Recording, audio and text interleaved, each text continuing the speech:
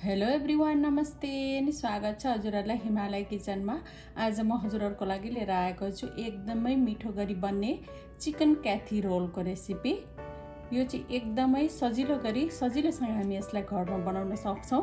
यसको लागि मैले यहाँ एउटा बललाई लिएको छु र मैले यहाँ लिएको छु 200 ग्राम बोनलेस चिकन। अब यो बोनलेस चिकनलाई म यहाँ राख्दैछु र मैले यहाँ राखेँ आधा सानो चम्चा बेसार, 1 सानो चम्चा पापरिका, हजुरहरूले रातो खुर्सानीको धुलो पनि राख्न सक्नुहुन्छ। नुन राखेँ मैले थोरै आफ्नो स्वाद अनुसार, 1 ठुलो चम्चा दही, आधा सानो चम्चा जिरा धनियाँको पाउडर, 1/4 चम्चा चाट मसला। अब यसलाई राम्रोसँग मिक्स गर्नुपर्छ।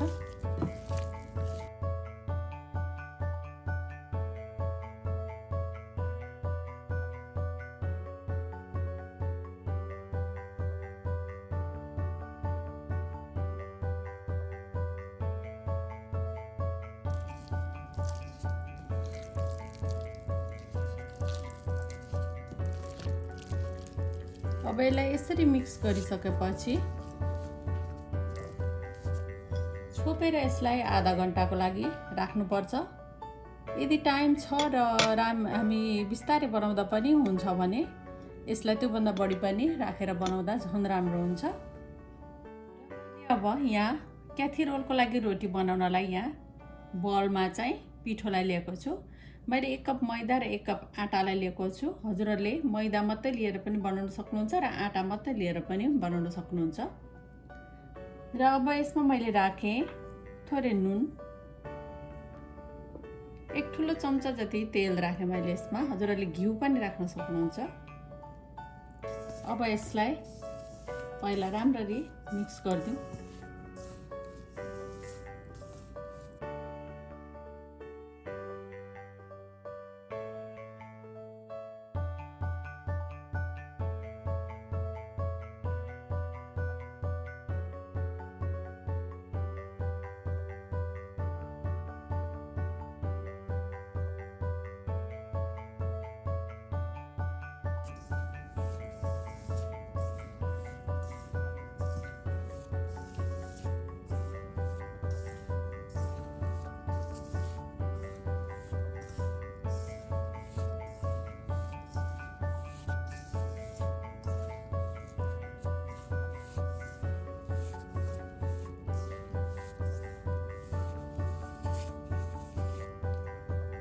अब यसो गर्दै गर्दै यसमा मनतातो पानी राख्दै बिस्तारै यसलाई मुस्दै यसको डो बनाउँदै जानुपर्छ।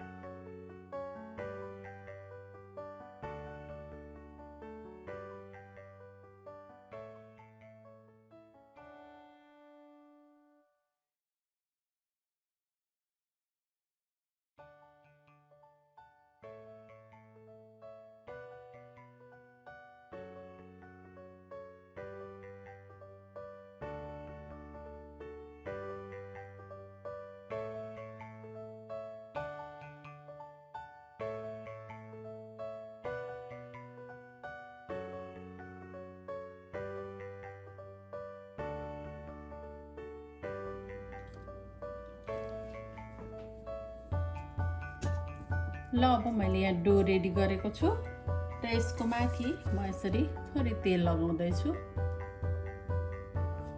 यसो गर्यो भने चाहिँ यो पिठो सुक्न पाउँदैन। अब यसलाई पनि छोपेर आधा घन्टाको लागि राख्दैछु म। ल मैले अब चिकनलाई पकाउनको लागि यहाँ प्यानमा चाहिँ 2 ठुलो चम्चा तेललाई तताउन राखेको छु। अब यसमा मैले राखेँ मैले अघि म्यारिनेट गरेको चिकनलाई।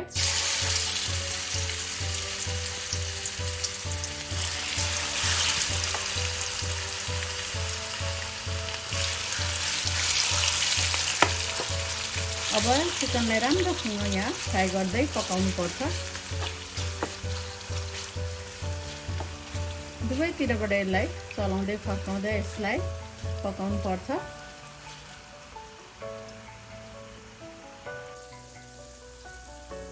ल अब चिकन चाहिँ दुवैतिरबाट राम्ररी फ्राई भएर पाकेको छ, रातो रातो भएको छ चिकन। अब यति बेला म यसमा राख्दैछु, मैले आधा टमाटरलाई यसरी लाम्चो चानामा काटेर लिएको छु। त्यसलाई टमाटर नराख्नु मन हुँदा नराख्दा पनि हुन्छ। हरियो खुर्सानी एउटालाई यसरी काटेर राखेको छु। एउटा हरियो क्याप्सिकमलाई यसरी लाम्चो चाना पारेर काटेको छु। 1/4 कप जति बन्दालाई राखेको छु यसरी काटेर। एउटा मिडियम साइजको प्याजलाई यसरी काटेर राखेको छु। थोरै नुन राखेँ मैले, भेजिटेबल राखेर आफ्नो स्वाद अनुसार। त्यो भेजिटेबलहरू यही राख्नुपर्छ भन्ने हुँदैन, आफूलाई कुन राख्न मनपर्छ त्यही राख्दा हुन्छ। आधा सानो चम्चा जति गार्लिक पाउडर राखेँ मैले। लसुनलाई र अदुवालाई कुटेर पनि हामी यसमा राख्न सक्छौँ। 1/4 चम्चा गरम मसला,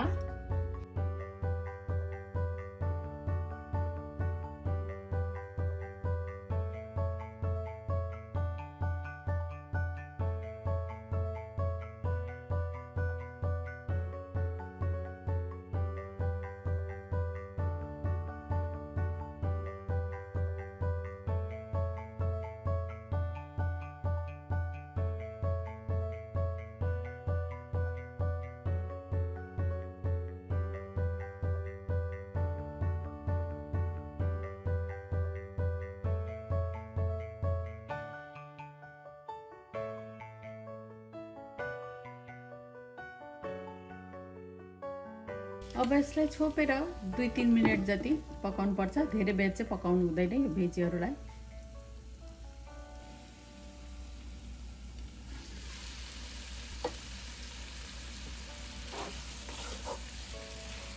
रोलको लागि फिलिङ्स चाहिँ अब तयार भइसकेको छ।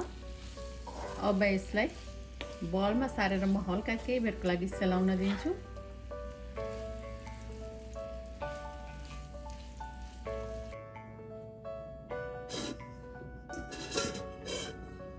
हाम्रो फिलिङ्स सेलाउँदै गर्दा अब हामी रोटी बनाएर तयार गर्ने।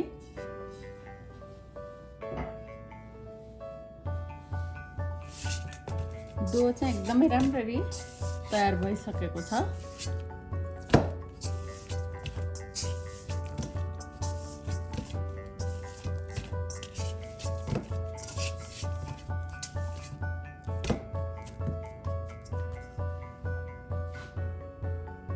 ल रोटी बनाउनको लागि यहाँ मैले एउटा डल्लालाई लिए पिठोको। अब यसमा म यसरी पिठो राख्दैछु माथिबाट, बेल्न सजिलो होस् भन्नको लागि।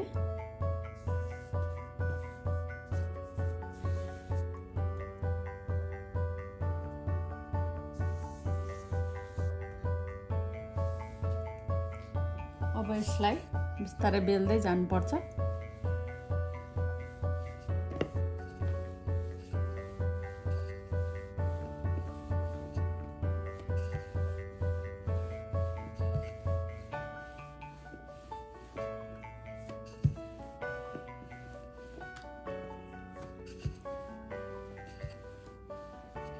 कति रोलको लागि रोटी बेल्दा चाहिँ धेरै बाक्लो पनि बनाउनु हुँदैन र धेरै पातलो पनि बनाउनु हुँदैन,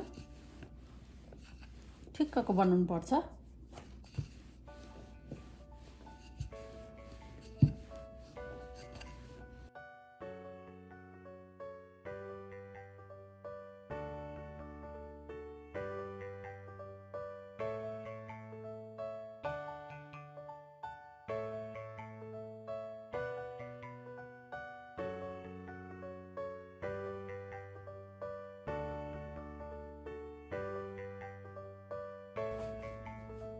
यतिको हुनुपर्छ।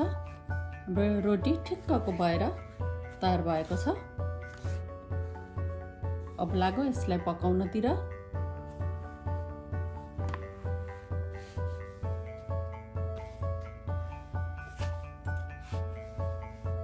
अब मैले रोटी यहाँ प्यानमा राखेको छु।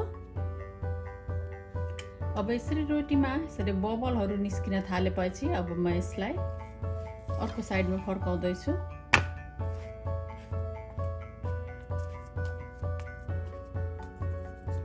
अब यसलाई यसरी थिच्दै दुवैतिरबाट पाक्ने गरी पकाउनु पर्छ।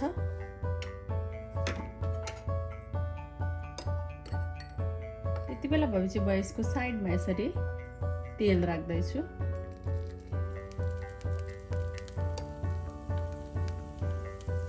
अब यसलाई थिच्दै राम्ररी यसलाई दुवैतिर पाक्ने गरी पकाउनु पर्छ।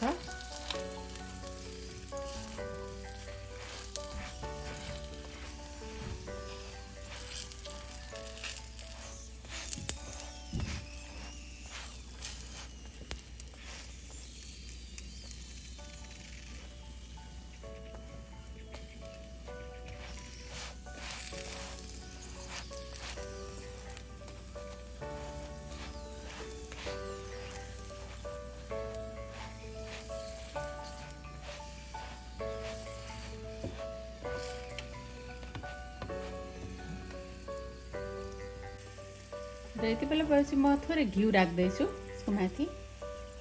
घिउलाई यसरी सबैतिर लगाइदियो। अब यसलाई म यसरी फर्काएर यो साइड पनि फेरि एकछिन थिच्दै पकाउँछु।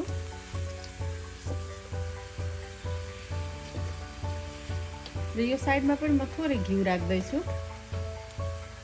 सबैतिर लाग्ने गरी।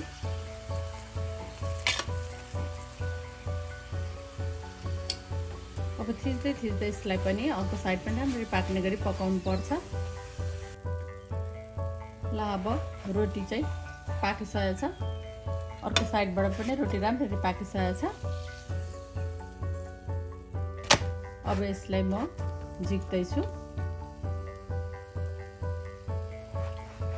र यसै गरी सबै रोटी बनाउनु पर्छ क्याथी रोलको लागि। ल मैले सबै रोटीहरू बनाइसकेपछि एउटा रोटीलाई लिएँ। अब रोल बनाउनको लागि र म यसमा राख्दैछु 2 सानो चम्चा स्पाइसी मायो।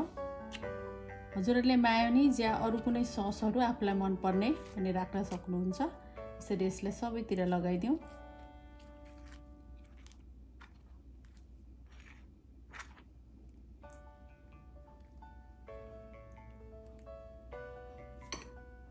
र 1 सानो चम्चा केचप,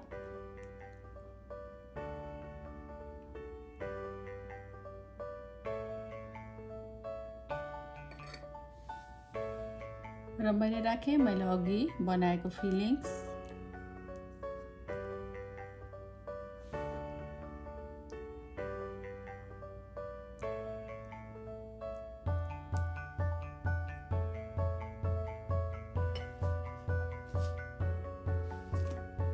यहाँ कुनै अचारहरू या खुर्सानी, पिरो, अमिलो पनि यसमा आफूले थपेर खान सक्छौँ। अब यसलाई यसो गरेर रोल गर्ने।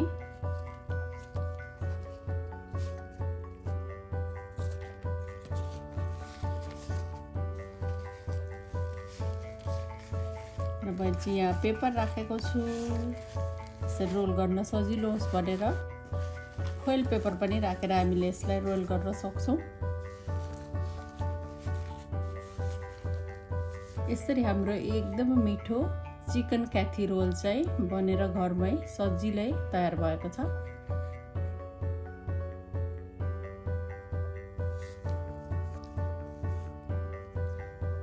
ल अब यसरी एकदमै मिठो एकदमै सजिलैसँग बन्ने चिकन क्याथी रोल चाहिँ बनेर तयार भएको छ। एकदमै मिठो हुन्छ, घरमै बनेको, हेल्दी एन्ड एकदमै सजिलै गरी बन्छ पनि। हजुरहरू पनि यसै गरी चिकन क्याथी रोल घरमै बनाएर खानलाई अवश्य पनि ट्राई गर्नु होला। एकदमै मिठो हुन्छ, सजिलैसँग बन्छ। हस्त यो मिठो चिकन क्याथी रोलको रेसिपी हजुरहरूलाई राम्रो लाग्यो भने हाम्रो भिडियोलाई लाइक कमेन्ट सेयर गरिदिनु होला। यस्तै यस्तै रेसिपीहरूको लागि हाम्रो च्यानललाई सब्सक्राइब पनि गरिदिनु होला। सब्सक्राइब गरिसकेपछि नजिकै रहेको नोटिफिकेसन बेलमा पनि अवश्य पनि क्लिक गरिदिनु होला। फेरि पनि यस्तै मिठो परिकारको रेसिपी लिएर आउने नै छु। हाम्रो भिडियो हेरिदिनु भएकोमा हजुरहरूलाई धेरै धेरै धन्यवाद।